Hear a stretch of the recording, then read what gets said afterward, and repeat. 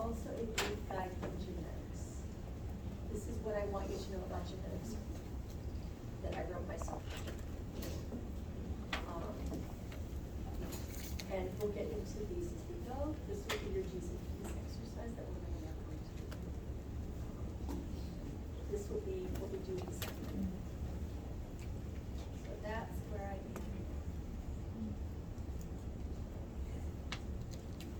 So let's get into it.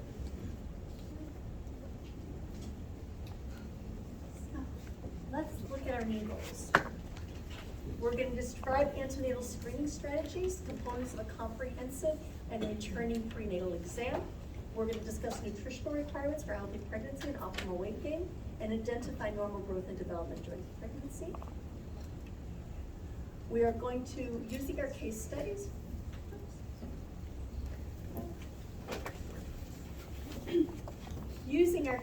we're going to consider the physiologic timing of care. And just to give you an example, we talked briefly about HPL, human placental lactogen, and its effect on increasing insulin resistance, right? So I'm not going to do that usually in the first trimester, right? There's not enough of it. What's that, guys? The chorionic villi are still really teeny tiny, and so I'm not typically concerned in the first trimester, unless I have a reason to believe that my patient might already be a type 2 diabetic. Or already has diabetes, right? So it's considered as a physiology to determine what we're doing, right? We're going to assess the pregnant patient, the fetus, the family, with an eye to preventing and providing interventions that will help support the health of their pregnancy. Many of those interventions will be educational in nature.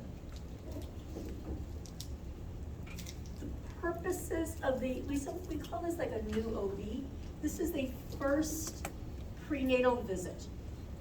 And it doesn't matter what gestational age, it's the first prenatal visit. Of course, we want to see people as early as they can reasonably get in. First trimester is considered early. I really don't consider it late prenatal care until it's like past 20 or 24 weeks.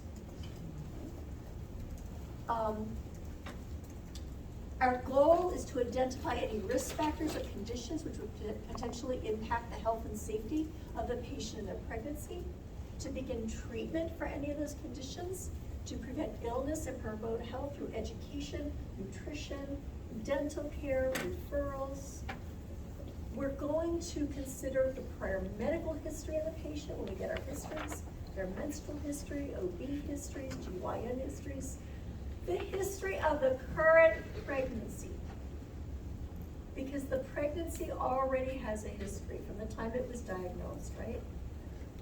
Whether or not the patient needed an emergency because they weren't feeling well, if they've had any abnormal bleeding, if they got sick early in the pregnancy, if they're using medications, whether or not they were taking folic acid, all of those are relevant, right?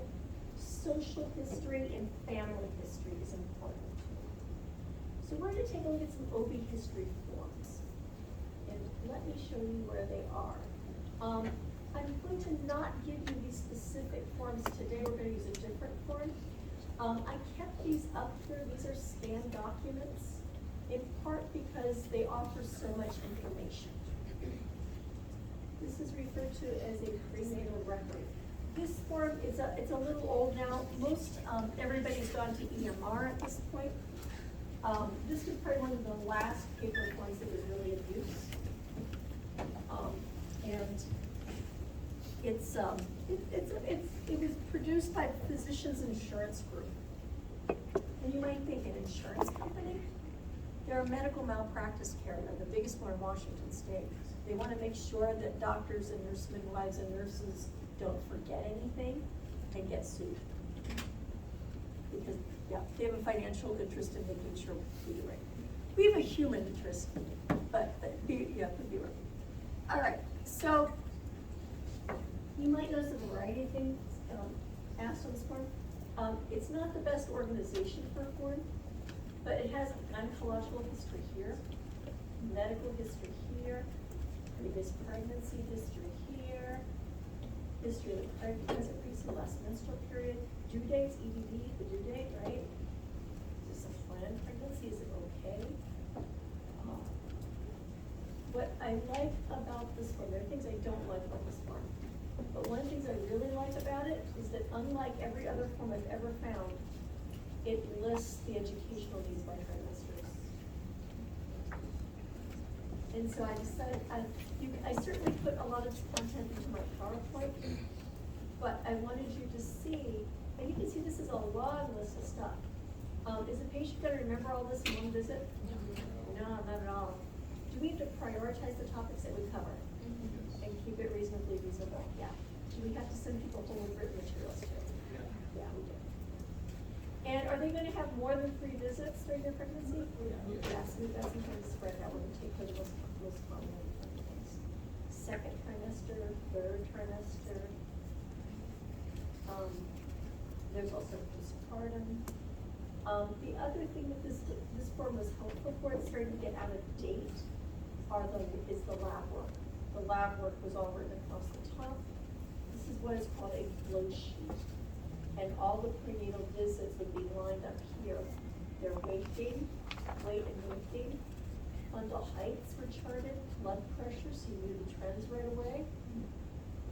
Their urine, you get their urine, protein, and glucose. You can include fetal heart tones. Other fetal activity. Parameters, it also reminds people when to do things. Okay. It also reminded people what to do. So that's why I kept it in as a reference for you.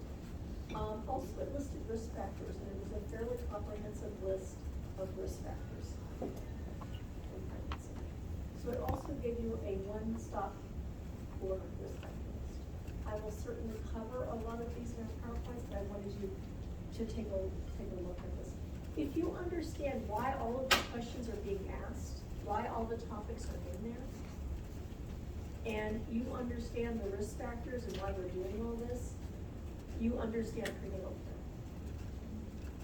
care. Everything is pretty much on this board. And so that's why I kept it here.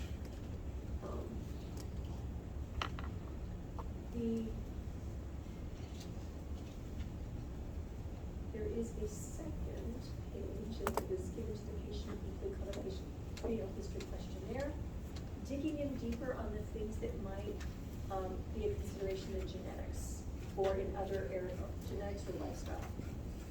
Will you be 35 years or older when the babies do? Are you and the baby's father related to each other, like cousins? Have you had 3 or more pregnancies that ended in miscarriage? So you can see that there's more expanded information. You deliver a premature baby. There are many prenatal forms that ask about heritage and ask about ethnic and racial groups. What they're trying to get at is if there is a risk of specific genes that could be passed down to babies related to something called founder's effect. Founder's effect in genetics. Let's say I have a genetic mutation. My kids are more likely to have it, right? And then my kids, if they have kids, would be more likely to have it. And so then there would be this localized little pocket of people who live in Western Washington who have it. And so we might identify people from Western Washington. If this continued to spread through the generations, we would say, okay, maybe people from Western Washington need to be screened for this. Okay. And so that's what a founder's effect means. And there are some genetic prevalences that are more common in some populations than others. We all have, the potential for something in our genetic background.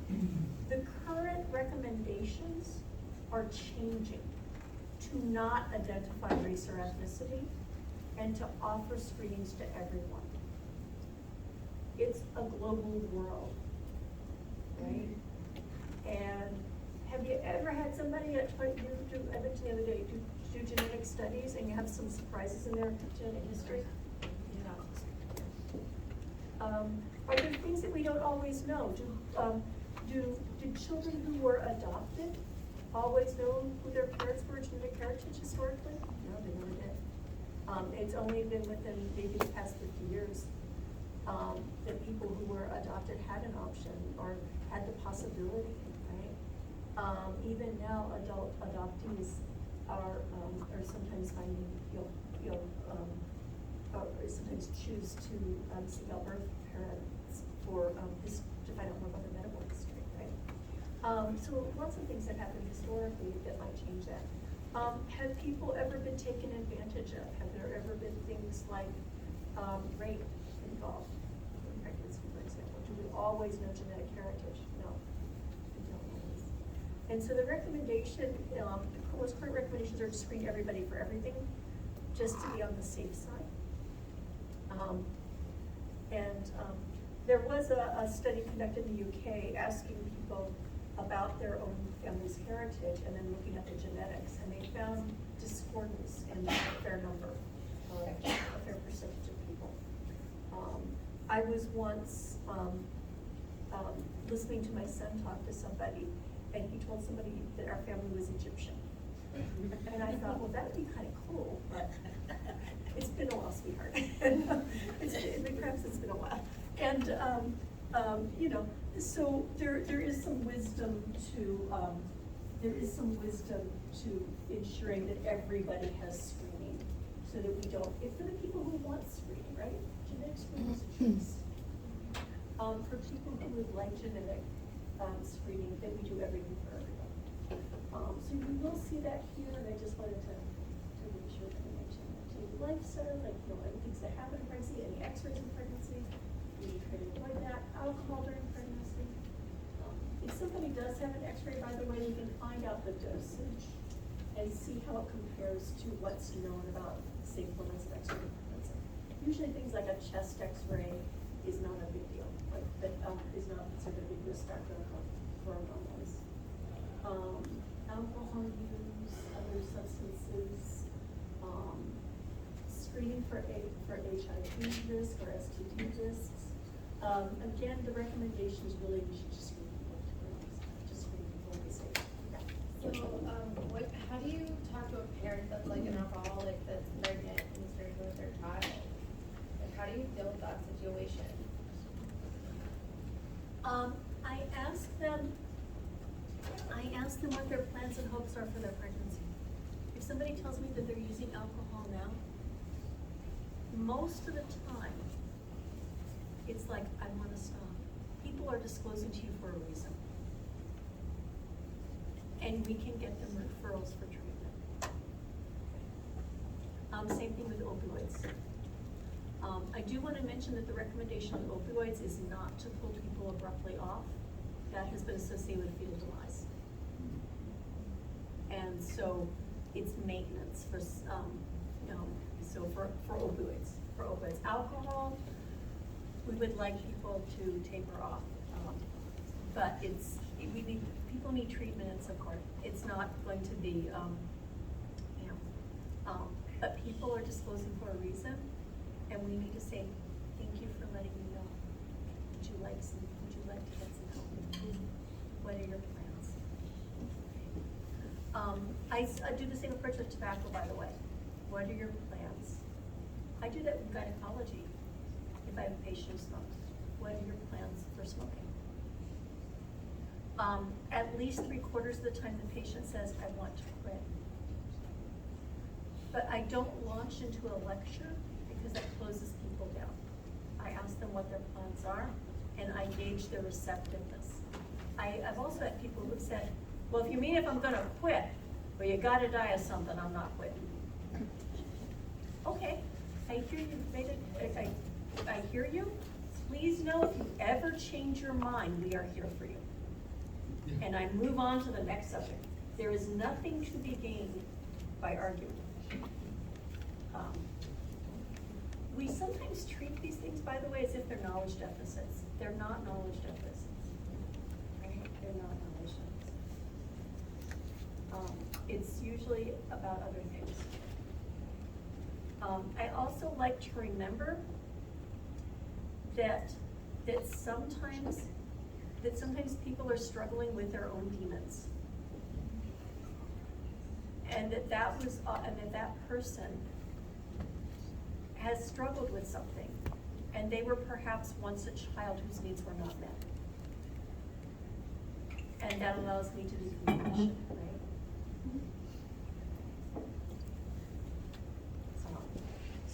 Imagine that one day that they were a baby once and their needs were not met.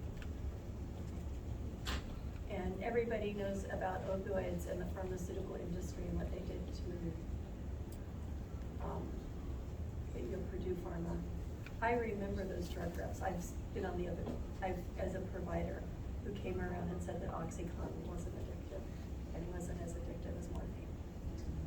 Yeah, that was really true. I saw it. So people would give OxyContin more often, and people did get help. People who had surgical procedures that cost less, they weren't trying to get addicted, they had post-op pain. Right? So, does that help a little bit? Yeah, definitely.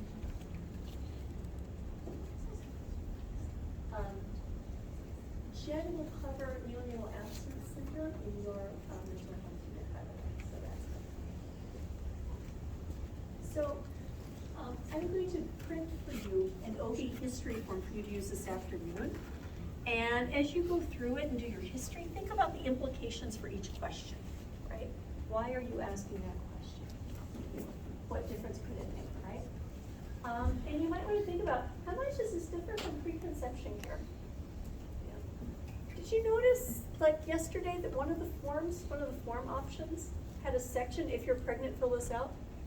There was a little more information asked, right? Usually it's about genetics and family history, but it's not a lot different, right?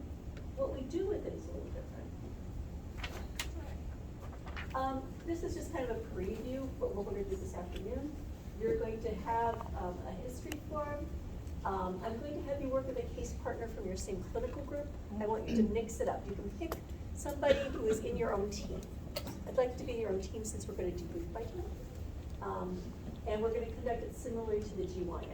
You're going to do a history, you're going to identify risk factors, and develop a plan for education and anticipate guidance on the testing. We'll make a nutritional assessment and provide nutritional counseling. So that's our afternoon. We'll finish covering this PowerPoint first, and then we'll do that. All right? So how do we assess our pregnant patients? In other words, once you have a history, what risk factors would a nurse need to recognize? What risk factors?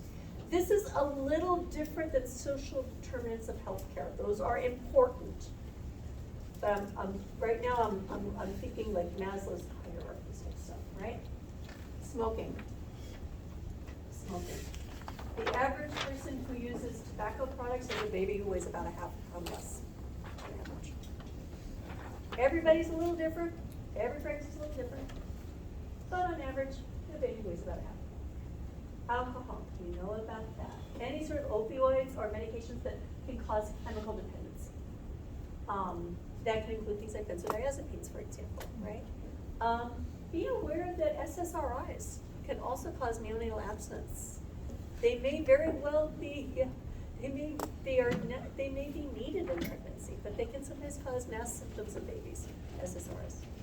So this is mixing that. Diabetes. Cause what? Neonatal abstinence syndrome, NAS, is neonatal abstinence syndrome. So the baby has withdrawal. So withdrawal symptoms in the baby. So SSRI use in pregnancy can sometimes cause that. Can SSRIs be needed in pregnancy? Yes, definitely, right? Life is not a risk-free adventure, and it's about benefits and risks. And we know that when people are treated for depression in pregnancy, that they have a healthier postpartum course. So there are some definite benefits, okay? Definite benefits. Diabetes. So you guys all have heard about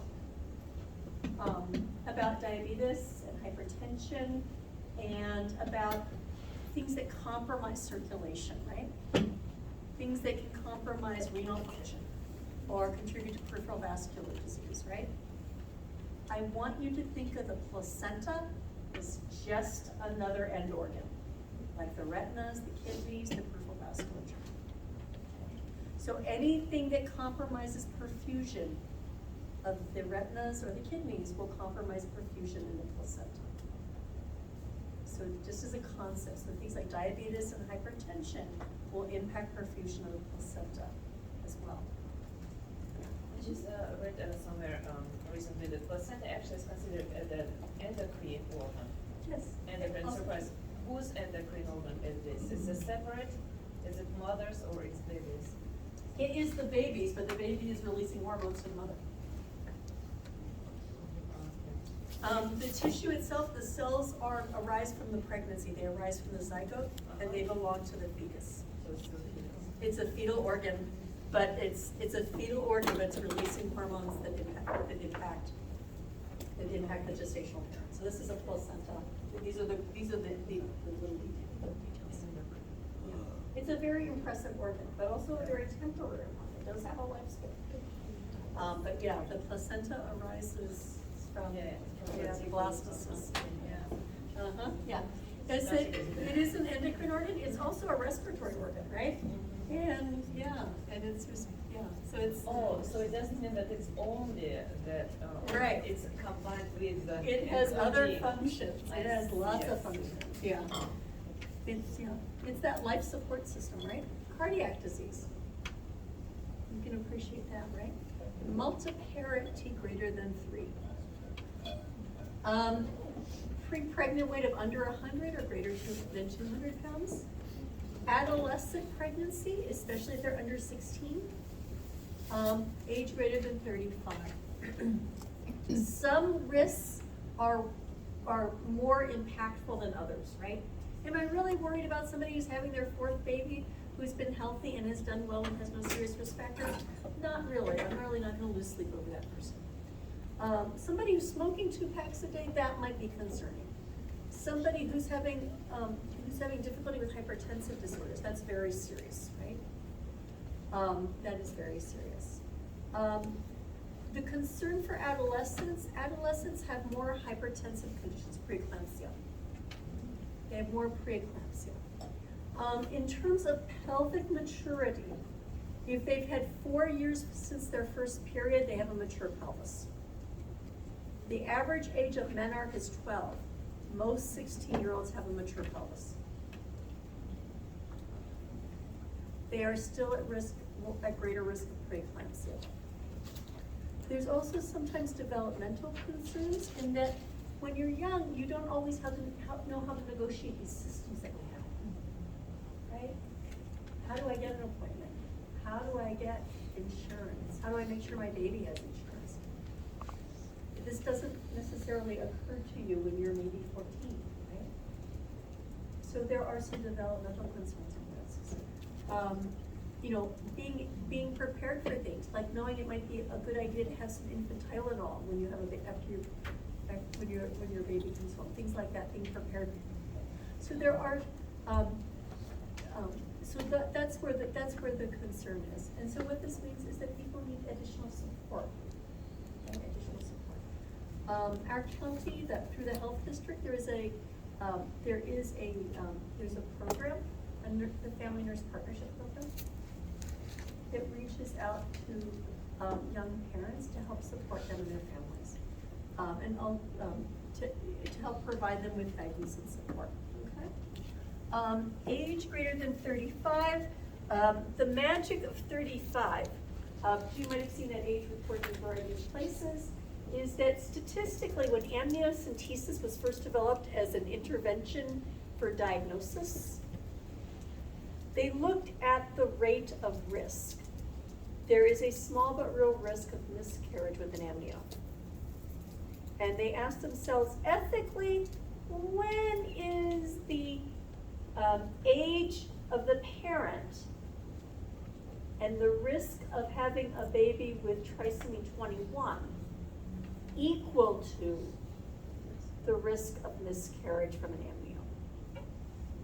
That was why that age got picked. That was the age at which the age-related risk of a baby with trisomy 21 was equal to the risk of having a miscarriage with an amnio. that risk is roughly between 1 out of 165 to 1 out of 175. That's less than 1%, yes, by the way. With age, the risk goes up. Risk is a number. And we'll talk a little bit more about that as we go. Risk is a number, but that's what that means. That's what that means. We should have another break now for 10 minutes. What do you say? This was a patient has had a stillbirth before, a fetal collapse. That's a very serious concern, especially if we don't know why they had it, or if they had it for a reason that would be repeatable. So history is stillbirth. 3 or more miscarriages. 3 or more miscarriages. Is it in a row or it's in its life? Usually they're sequential, but even in their life, I would be concerned. Even in their life, I would be concerned. So let's say they had 1 miscarriage and then they had a baby and then they had 2 more miscarriages, I would be concerned. There are some people who have genetic conditions. And you don't, I don't want to get you too far in the weeds. What I want you to know is 3 or more miscarriages, okay? There's some people who have some comparatively rare genetic variants that can cause difficulty related to implantation and can make them more prone to miscarriage.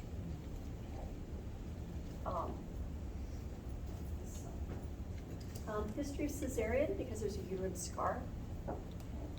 History of a macrosomic infant, an infant that weighs more than 4 kilograms. Thyroid disorders. Thyroid disorders. People with thyroid disorders are more prone to miscarriage. They need their thyroid well controlled. Kidney diseases, renal diseases, anemia. Some of these things confound each other because when people don't have enough money and can't eat well, then they're more prone to things like anemia. They might have more difficulty fighting off infections if they're anemic too, right? People are a little bit immunocompromised in pregnancy. So some of these things are confounders, if that makes sense. Okay?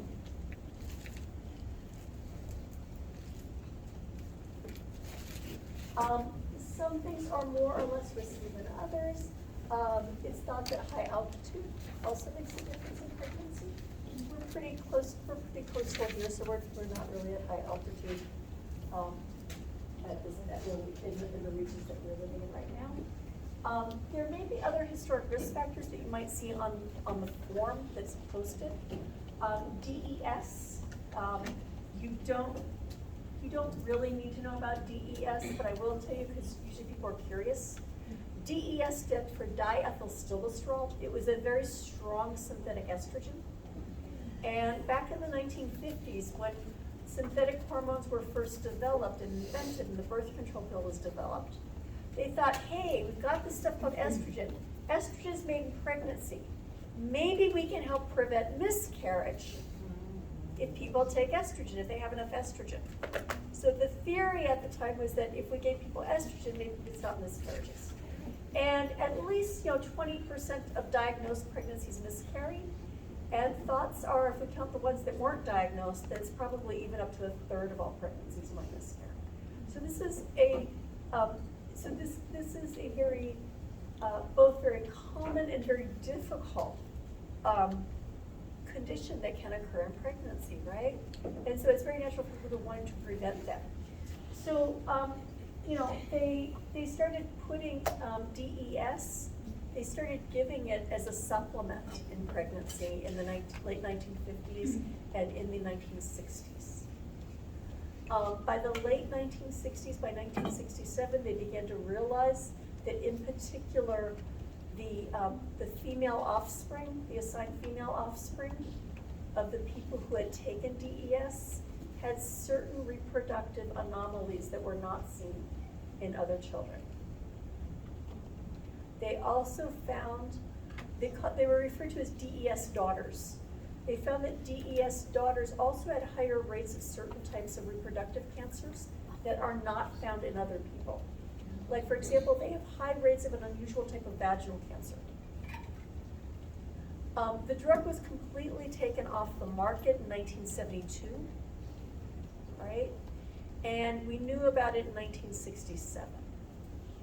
So the reason I said that's no longer that relevant is, what age are the DES daughters now?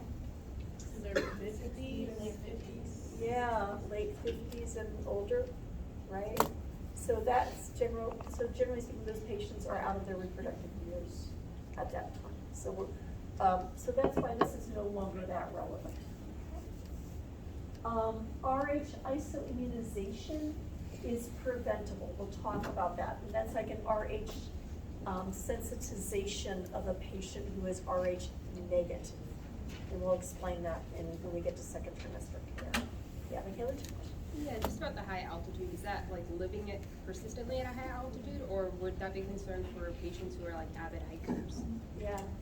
I think you really, well, I mean, there's also certainly like altitude sickness for people who are very serious mountaineers, and if you've heard about the altitude sickness. It might not, I don't think it's much chronic living in Colorado.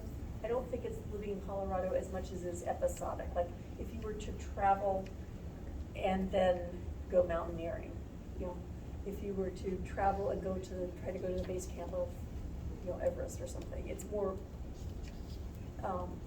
chronic. We don't really have great research though. It's not like we do randomized controlled trials on this. We don't. Yeah, we don't. People in Colorado seem to have babies just fine, is what I'm saying. Okay, so and my general thought is, if you are traveling to a place to hike where you need oxygen, it's probably not a great place to be pregnant, where the conditions are so hostile that you need supplemental oxygen. Because when people climb Everest, that's what if you're not from that area, that's what they do to get to Everest. They use supplemental oxygen to go to speed. So there are places where if you are not acclimated, you are not really able to function without additional oxygen.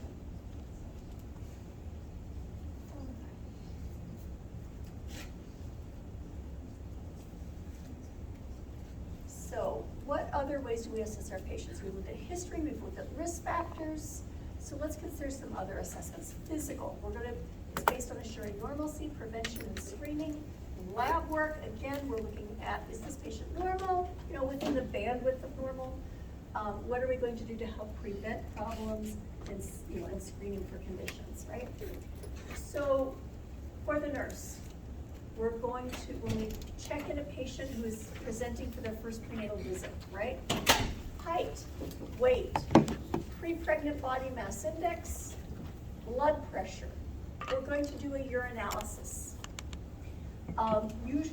Generally speaking, it might be a full urinalysis if it's the first visit. It is at a minimum a dip for protein and glucose. Ketones may be assessed in the first trimester for nausea and vomiting, potentially. It can be the full paleo-UA with specific gravity too, and nitrates and ascorbic acid and all of that too. Pregnancy testing is not routine on this visit. The patient had to do a pregnancy test beforehand. These are usually lengthy visits. The patient might spend even a half an hour with the provider, and they will usually spend some time with their nurse. Usually the nurse does this initial check-in, the education, and often will set the patient up for their lab work. And pregnancy testing is only done if there is doubt or concern. And the reason we don't do this as a matter of routine is, or schedule patients who haven't had a pregnancy test, is because it's such a large block of time, and that's expensive. It costs usually at least $40 just to put a patient in a room, because of the cost of the support staff for scheduling and medical records and the insurance person and and the nurse and medical assisting salaries. So it costs $40 just to put a patient into a room, and then by the time you add the cost of, you know, highly trained physicians and nurse midwives and midwives, so to the extent that practices are businesses, they can't afford to block an hour of time without the patient really being pregnant. So I want you to, because sometimes people get kind of confused about that. It's like, why are you guys doing pregnancy testing? Just to double check. Well, the patient really needs a positive test beforehand. We do trust home tests. They, with the exception of the ones at the dollar store. The tests that people use at home are the same ones we use in the office. We just buy them in plain boxes of 50. They come in boxes of 50 instead of boxes of 3, 1 or 3. They're the same types of tests. Having said that, they should be read at an appropriate time. They are filter paper embedded with antibodies, right? So it's an antigen-antibody reaction for HCG. And so filter paper, if you ever let a piece of filter paper completely dry out and it makes water rings, people can get false positives that way, so it should be read on time. All right. Our screening physical assessment will include the provider's physical. All right, so this is us. This is the provider. There we go. They will do basically a brief look over, of the head, eyes, ears, nose, and throat. It depends on the provider as to how much depth they go into. I have worked in practices where we actually did otoscopic and ophthalmoscopic exams. I have worked in practice where basically it was a cursory look. It's like, yep, the patient has symmetrical features. They seem to be sitting there breathing. We're good, right? Teeth and oral health ideally should be assessed. The thyroid is normally assessed. The size of the thyroid. Looking for risk of thyroid conditions. Costal vertebral angle tenderness. So do you know what I mean by that? I'm tapping my own kidneys now. All right. If a patient had a kidney infection, just a little tap would cause them to have such extreme pain and tenderness, they will literally almost jump off the table. Just a little tap. So, costa vertebral angle tenderness, they will listen to the patient's lungs and that part. They will do a breast exam, typically speaking. Abdominal assessment, the components of the abdominal assessment will vary with the gestational age of the patient. Okay. So if the patient is at least 20 weeks, it will include a fundal height. They will still palpate the top of the fundus to get a sense of the gestational age, right? But the tape measure will be 20 weeks and beyond. Doppler, we can get fetal heart tones with a Doppler usually between 10 to 12 weeks. I think one of your guides or your textbook might say 14 weeks. We can usually hear before 14 weeks. Usually it's 10 or 12 with a Doppler. Fetal stethoscope, we can generally hear at about 18 to 20 weeks, but it has to be a fetal stethoscope, not a regular stethoscope. Some of the books will say, oh, you can hear it with a stethoscope. And like some people have used the blood pressure stethoscopes to try to hear, and the fetal stethoscopes are designed a little differently. They basically kind of have a long bell to them. I can show you what they look like. I'll pull up an image for you. I think I left my fetal stethoscopes at home. I forgot about my fetal stethoscopes. To see a heart rate, that can be as early as 6 to 8 weeks, but that's with a pelvic ultrasound. And the uterus is too small for us to hear that with an abdominal Doppler. And the heart starts beating with a single chamber. Okay. So we're not going to get, we're not even going to feel the pregnancy in the abdomen until the patient is at least 12 weeks.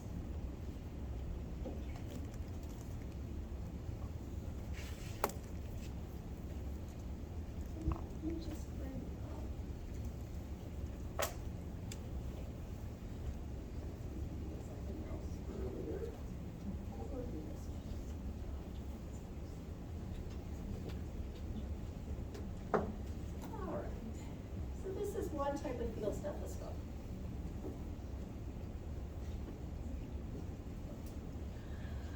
You might be interested to note that it has this little forehead bar. This is actually not a tube, this is a solid metal bar. It just so happens that bone conduction of sound is more sensitive. And so, and then there's this longer bell that connects to tubing for your ears. So that's one type of fetal stethoscope. This is a Panard stethoscope, this is a wooden one. And this goes on the abdomen and your ear goes at the top here. So that's a Panard. This is my favorite model. So this is a good stock photo of somebody using an Allen fetoscope. That's mine. I have used this in clinical practice actually. And so that's what a fetal stethoscope looks like. So this is not like the really super long tubing, like with a blood pressure stethoscope, is not, you're gonna lose the sound. It's very soft, right? It's not static though. I've actually met some people who like them better because there's no static. It's all like it.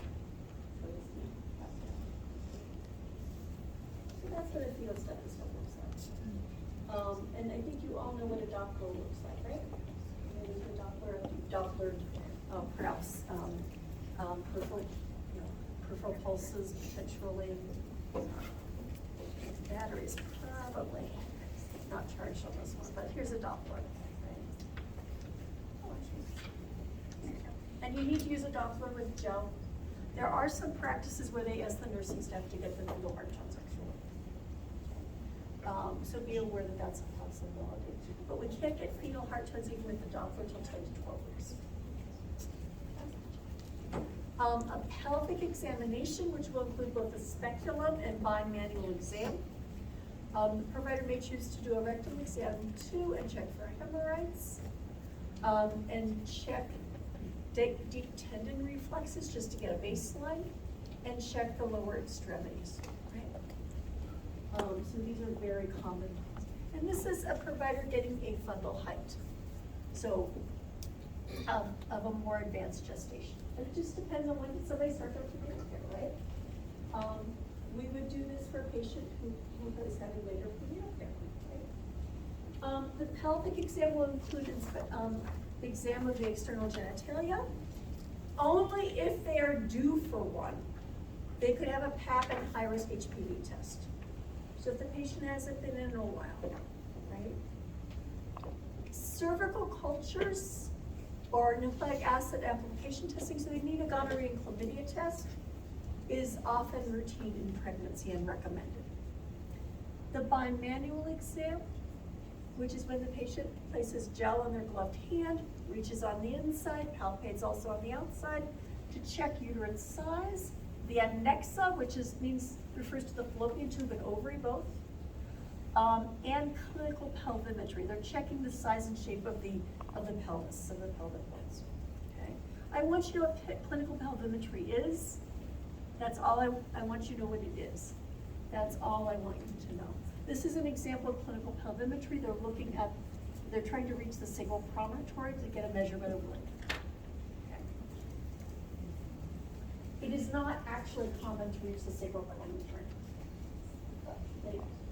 I just want you to know what that is. So it's a little bit deeper pelvic exam. It's a little bit deeper pelvic exam. Labs. What do we need for labs of pregnant people? And be aware that it's often nurses understanding orders who are setting up a patient for labs. And the patients sometimes have questions for us too, right? CBC, a complete blood count, for risk of anemia and to get a baseline. Their blood type and RH. Blood type and RH. Are they A positive, A negative, O negative, AB negative? Blood type and RH. Antibody screening. This is separate from the RH, and this sounds like a very generic term, but that's actually how it's often listed on the lab slips, is an antibody screen. And it's screening specifically for antibodies that can lead to hemolytic disease, for our antibodies related to blood compatibility, like blood matching, like cross-matching blood. So it's not a herpes antibody test. It's about blood compatibility and cross-matching, right? And what we're specifically looking for is antibodies that are anti-RH. And I probably should put that in quotation marks because medicine being terribly inconsistent at sometimes, it makes it harder to learn. But the actual names of the antibodies that are against RH are anti-D or anti-DU. These are the ones that are anti-RH factor.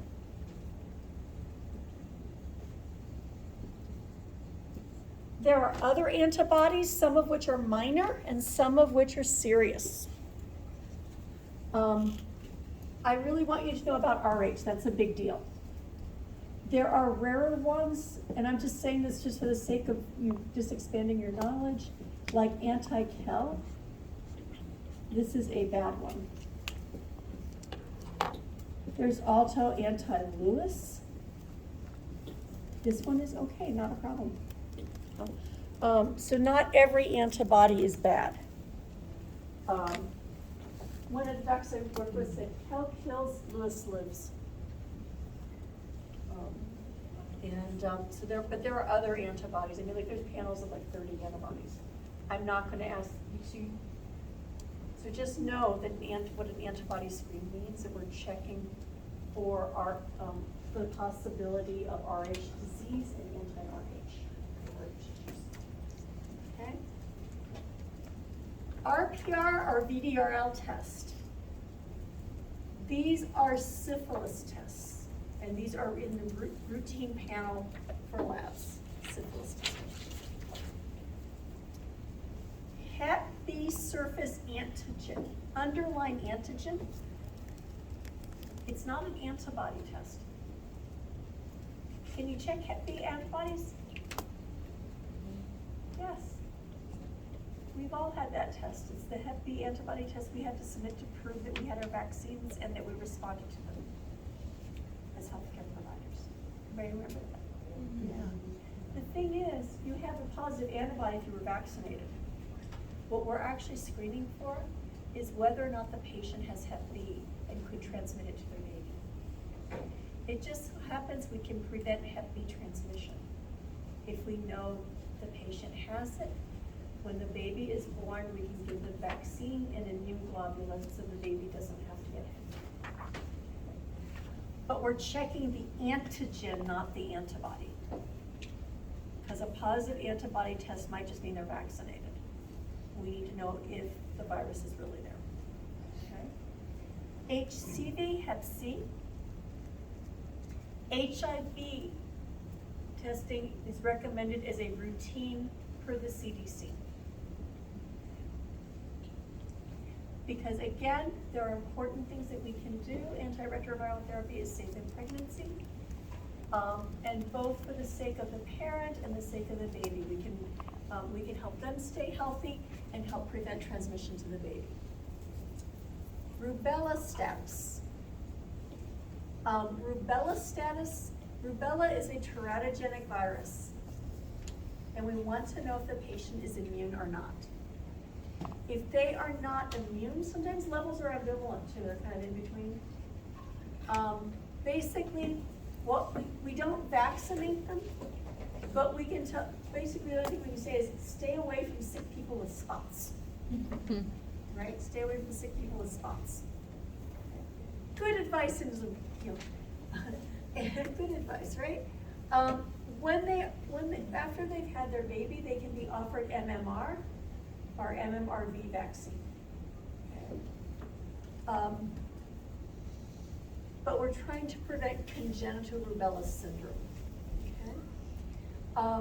And the rubella status is an IgG test.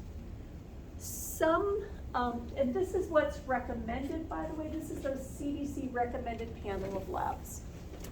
Some providers will do a longer panel of labs called a torch titer. And it's not really one titer, It's several.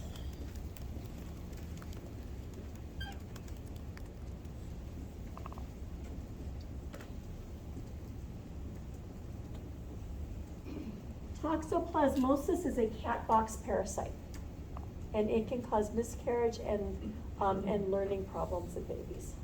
So we want, yeah. So TO is part of the torch. R is rubella. C stands for cytomegalovirus, CMV, which is also a teratogenic virus. It's very similar to Zika. It can cause microcephaly. Okay, and the H stands for herpes, HSV 1 and 2. And these are both, it's looking at IgM and IgG levels of each of these. Okay, so some providers will do torch, some will just do the rubella. Rubella is really the CDC recommendation, not that we have to do everything, but that rubella is sufficient. Okay. Urinalysis, again, we're gonna dip for protein and glucose.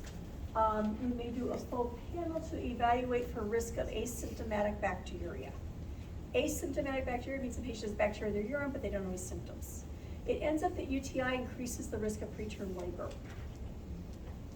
And so, so UTIs are something to avoid in pregnancy for sure, all right? UTIs with GBS bacteria can be very serious too, in terms of representing heavily colonized people. So possible culture and sensitivity. Any specimens that were collected are necessary with the physical exam. If the patient was due for a PAP, gonorrhea and chlamydia testing.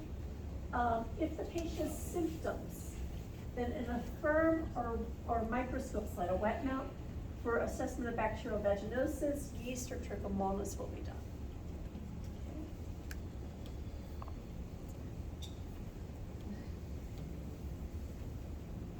By the way, do circle this slide. Do circle this slide. This is a good slide for me. Other testing might be indicated based on risk factors or signs or symptoms.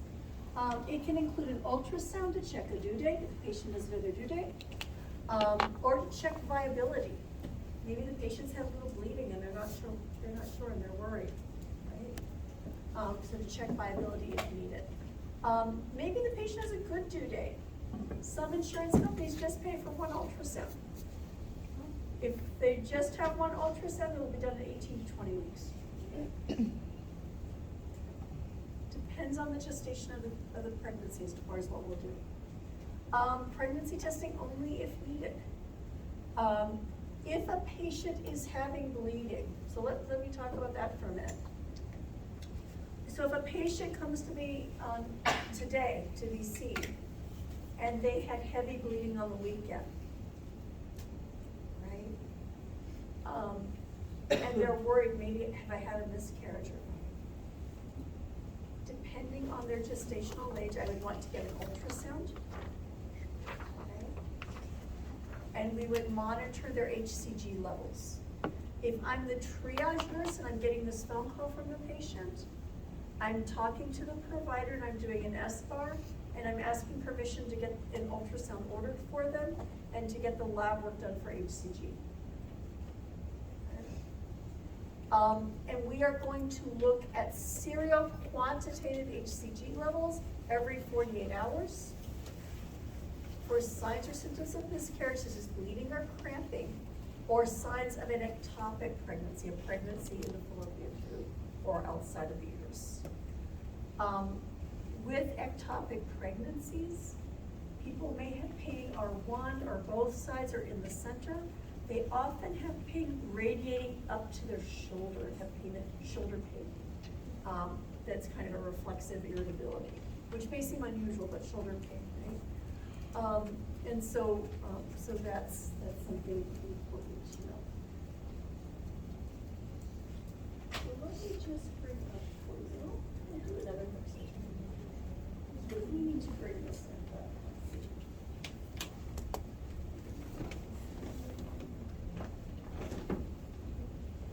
let's see.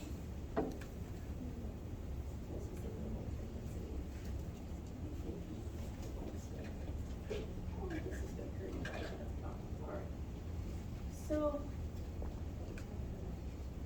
you might notice that they just talked about beta HCG and doubling time.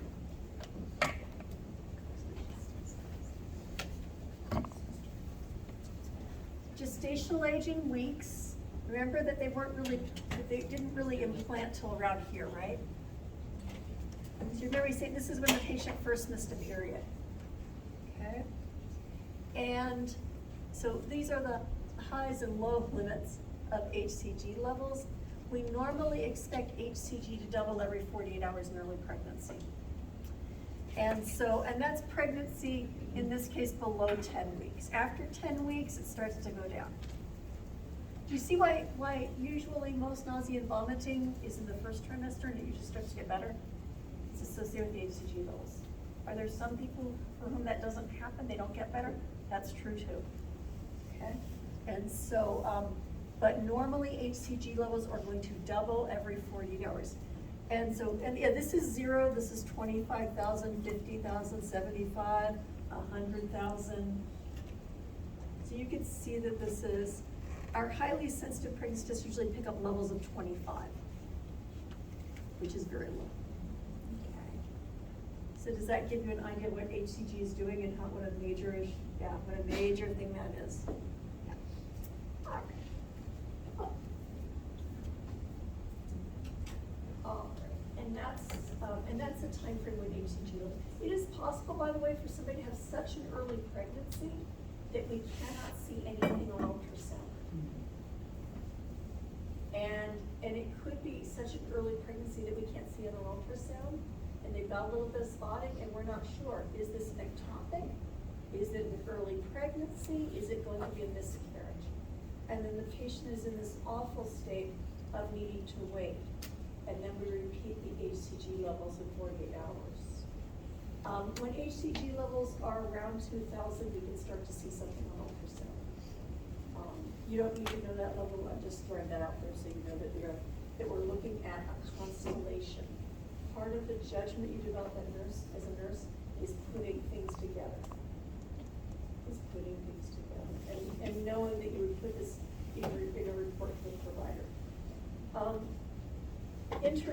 By the way, some people might wonder, do nurses do this? When I was working for a large OBGYN group, it was the nurses who were constant. They were in the clinic every day.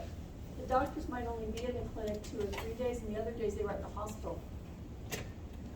So if we have to monitor a patient every 48 hours, maybe that's the day that provider isn't there, but somebody's got to follow up on it, and the nurse will be there and take it to another doctor and follow up and make sure the patient, it's more like case management, following up to make sure, let's say the patient doesn't come into the lab, calling them. Ectopics are serious. They can cause tubal rupture and internal bleeding. 1 out of 50 pregnancies is ectopic. 1 out of 50. So if you're in an OBGYN practice that delivers 500 to 1,000 babies a year, right? And people can bleed internally. It's very busy. Some of these people get seen in the emergency room with ectopic and severe ruptured ectopic and severe pain. So, all right. Some tests are increasingly routine rather than based on perceived risk. This includes cystic fibrosis screening, and this is an offer. Hemoglobin electrophoresis for risk of hemoglobinopathies, such as thalassemia or sickle cell trait disease. People know if they have sickle cell disease though. And I will say, our screening at delivery, if someone was born in Washington State, they have been screened for these, by the way, even if they don't know it. The newborn metabolic screen, PKU test, is also, they're including this in the PKU test now. And they've been doing it for a couple of decades at this point. So a lot of people already know these things, but be aware that we do these routinely to make sure no one is missed. There's also spinal muscular atrophy screening as well that's recommended as a routine screen to be offered to parents for genetic testing. And I want to mention that that we're screening if the gestational parent carries those. Does the gestational parent carry those? The general rule for those specific conditions is that you screen the gestational parent first. If they are negative and it's a recessive condition, can the patient have it? No. The baby have it? No, they can't. Because with the recessive, you have to get it from both parents. And assuming it's their ovum, if they don't have it, then the baby can't get it. They could be a carrier. But the baby could be a carrier from the other parent, but they can't have it, right? So we check the gestational parent. Here's the other thing. We always know who the gestational parent is. Have there ever been surprises on parentage for the non-gestational parent? Yes. So we always know who the gestational parent is. So that helps. If the gestational parent has it, then we would offer to test the non-gestational parent or refer them for testing. So let's say it's cystic fibrosis, right? We would check the gestational parent. If they carry cystic fibrosis, which is a recessive condition, then we would refer the other parent for testing. If they are also carriers, then the parents have the gestational parent has the option of amniocentesis or chorionic villus sampling, depending on the timing, to tell if the fetus has it or not. We can do genetic testing for these conditions in the fetus. The usual sequence is to check the parents first, because phlebotomy on an adult is much lower risk than doing an amniocentesis, right? I also want you, and we'll continue afterwards. These slides are shorter, and you should have time for your cases. But I want you to understand the concept of screening versus diagnostic testing. Screening means we are looking to see if you are at risk. A history is a screening test in a way, isn't it? We're screening, what are the risks, right?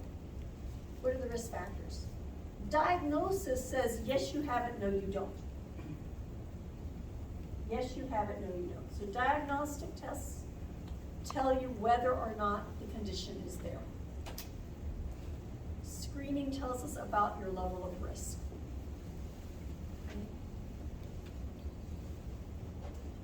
So when we do cystic fibrosis screening or hemoglobin electrophoresis, we are screening the parent of the pregnancy. The diagnostic test would be an amnio if both of the screening were positive, right? Now then, for other conditions, screenings can calculate a level of risk. Okay? Screening is about calculating level of risk. So if both your parents have a gene for CF, the risk of the baby having cystic fibrosis is it's a recessive condition. Remember that? Punnett squares, 25%, right? 25%, right? And it's independent. All right. Another good thing to know, as far as diagnosis goes for genetics and the fetus, there are only 2 truly diagnostic tests for genetics on the fetus: chorionic villus sampling and amniocentesis. They are both invasive and they carry a small risk of miscarriage.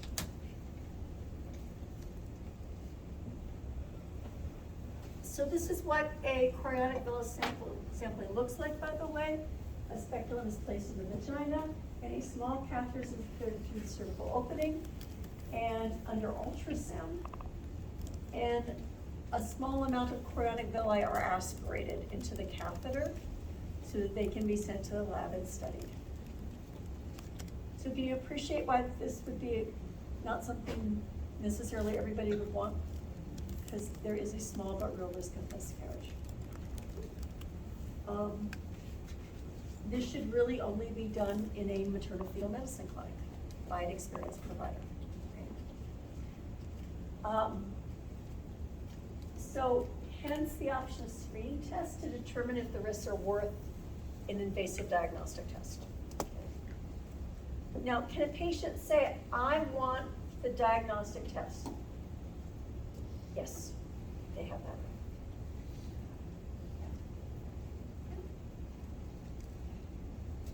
right. I want to know for sure.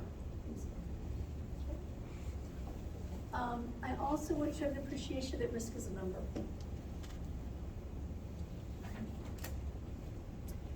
For genetic screening in pregnancy, it's a calculated odds ratio based on all of the data.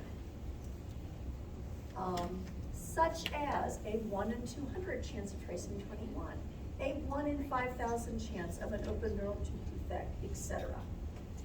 Historically, the risk of the procedure should be less than the risk of the condition. So that's what I was talking about age 35 and trisomy 21, and yeah, so that's historically what we consider. However, patients have a right to diagnostic testing. In the first trimester, the markers that we can examine for our screening, and let me say what marker is. A marker is a type of screen. It's the thing we're looking at to determine the level of risk. There are ultrasound markers. There are serum markers from the blood. There are ultrasound markers, the presence of certain characteristics. There are different markers that we can examine in calculating risk. One is called nuchal translucency, which may be performed generally, we want to do it around 12 weeks. 11 to 13 is the range. It's a very narrow span of time, isn't it?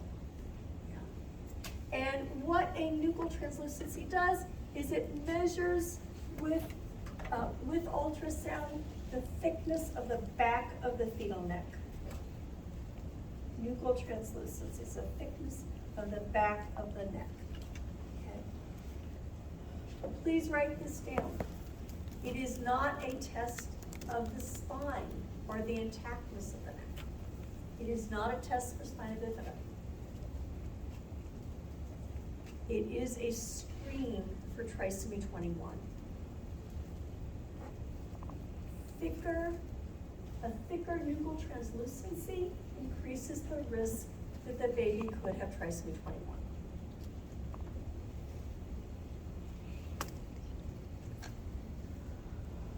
It's a screen though, and it's not a diagnosis. We can look at this data, and by the way, this is measured in fractions of a millimeter. It is best done in maternal fetal medicine clinics. So, for example, first time, when I first moved to Washington State, my first job at a hospital was at a very small hospital, a very small rural hospital. There was one radiologist who did everything.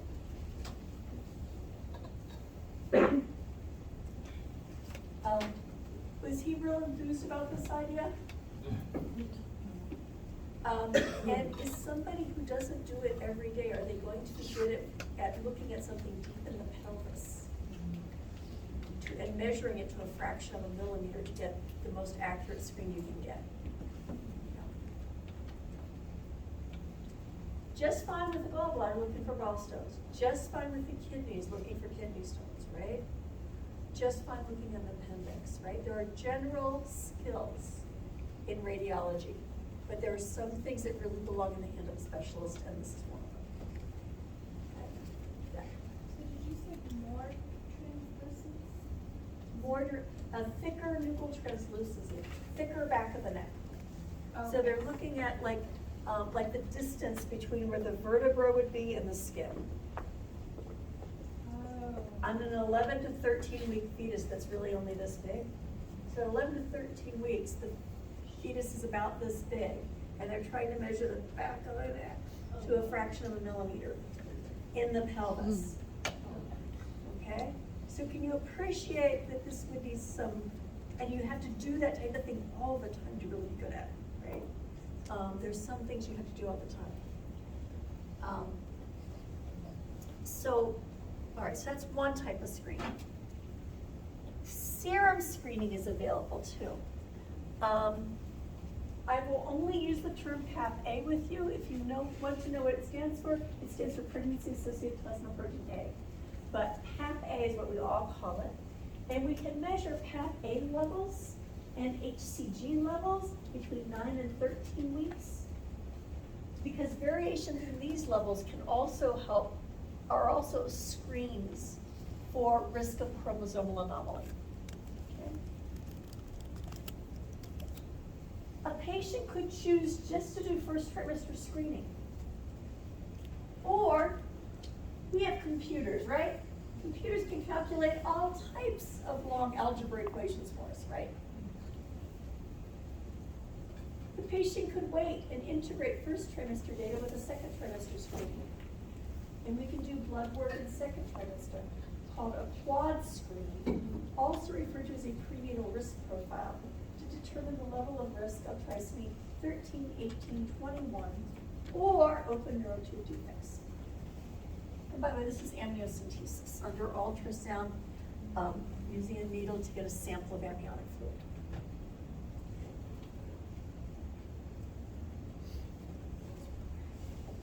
Amniotic fluid.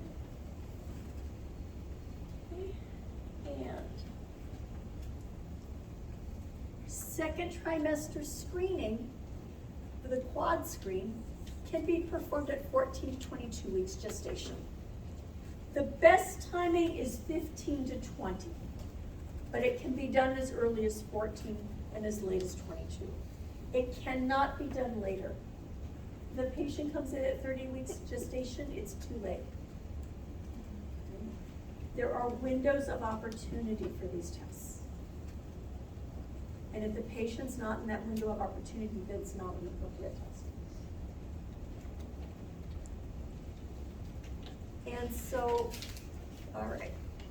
So integrating these risk calculations can be used to better estimate the risks of T18, trisomy 18, trisomy 21, and open neurotube defects. This includes, the quad screen includes an HCG quantitative, serum estriol levels, a type of estrogen, inhibin A, and alpha fetoprotein. Circle alpha fetoprotein. Alpha fetoprotein is also secreted into the amniotic fluid, and we can check AFP levels with an amnio as well. One of the things about alpha fetoprotein is that this is the component that tells us the risk of an open neurotube defect. The other ones don't. AFP does. And AFP is part of the quad screen, so we could use the quad screen to also estimate risk of open neurotube defect. So if we had a patient who had, maybe they had a cousin with spina bifida, something, or the more accurate medical name might be myelomeningocele, depending on where the lesion was on their spine. Then this might be very relevant.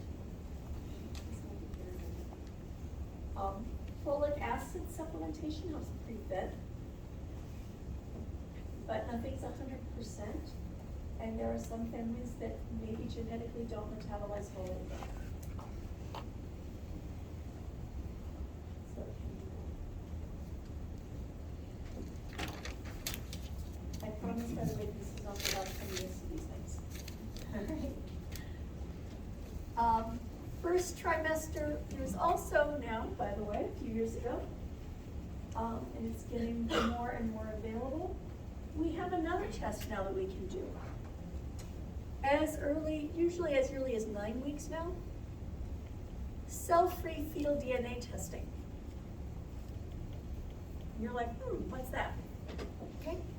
It ends up that if we screen the plasma of someone who is pregnant, we can find pieces of fetal DNA in it.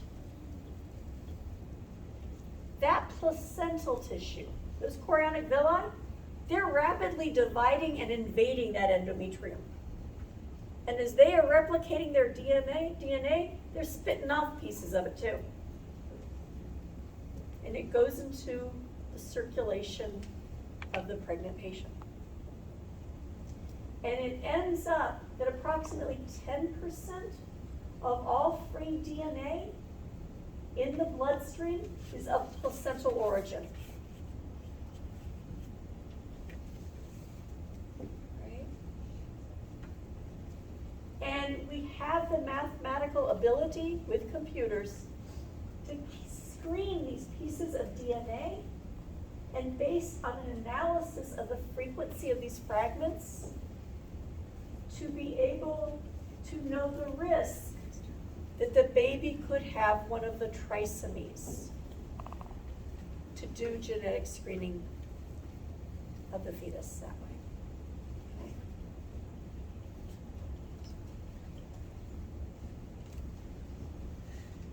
Don't you love basic science?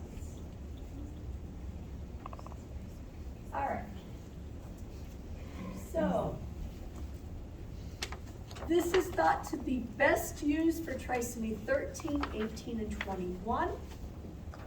It is not diagnostic though. This is placental DNA, right? Certainly the placenta arose from the same zygote that the fetus did, right? Why could it be different? A couple of things. Mosaicism. Remember me mentioning mosaicism the other day? Yeah, mosaicism. And remember that placentas are quickly invading and multiplying? There's not as much quality control of the placenta as there is the fetus. Okay? Not as much quality control. There's a little more placental mosaicism than there is fetal mosaicism. Another thing is that sometimes people get pregnant with a twin and don't know it. There is something called vanishing twin, where an early ultrasound might see 2 gestational sacs, and then maybe they have a little bit of spotting, and the next time somebody looks, there's only 1. And there would be leftover DNA from the vanishing twin. Since this test has been launched, initially people were quite optimistic, and were really kind of hoping it to be a diagnostic test. And what we found out was that vanishing twin was more common than we knew. And yeah, so, yeah. Okay? This is a very popular test. It may be used as an alternative to the screenings. So they, and the recommendation is they either choose to do this test or they do potentially the other testing, prenatal risk profile or an integrated screen. And a sequential screen is when you do first trimester and get the results, and then do second trimester and get the results, right? So there are options. This is about a $3,000 test, by the way. Not cheap. Very popular though, because they can look at X and Y chromosomes. It was never recommended by the American Society for Reproductive Medicines. It was never recommended for that. But people who manufacture tests, they know what sells. They know what sells. And people want to know, they want to know, right? And so that's why it's very popular. Insurance companies are starting to pick up the tab on it. They didn't used to, but insurance companies are starting to pay for it because it is an expensive test. Legally very big at this point. Who's talking about your